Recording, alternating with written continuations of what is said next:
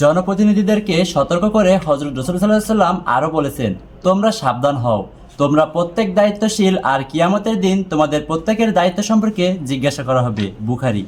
আর যারা ন্যায়ের সাথে রাষ্ট্র পরিচালনা করবে তাদের জন্য শুভ সংবাদ। মহানবী সাল্লাম বলেছেন, নিশ্চয়ই সেসব ন্যায় বিচারক আল্লাহর নিকট নূরের মিম্বরে আসন গ্রহণ করবে, যারা বিচার ফয়সালার ক্ষেত্রে তাদের পরিবার পরিজনের ব্যাপারে এবং সেসব দায়িত্বশীল তাদের উপর অর্পিত করা হয় সেসব বিষয়ে সুবিচার করবে। মুসলিম।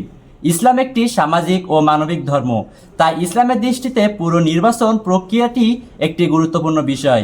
এর মাধ্যমে দেশ, ধর্ম ও মানবতার সেবা করা বিরাট সুযোগ লাভ করা যায়। যারা প্রার্থী হয়েছেন তারা যদি আল্লাহর সন্তুষ্টির প্রত্যাশায় মানবতার সেবায় নিয়তে প্রার্থী হন এবং আমানতদারির সঙ্গে নিরপেক্ষভাবে আল্লাহকে ভয় করে দায়িত্ব পালন করেন, তাহলে তারা শুধু দুনিয়ার সম্মানিত হবেন না, বরং আল্লাহর কাছেও বড় মর্যাদার অধিকারী হবেন।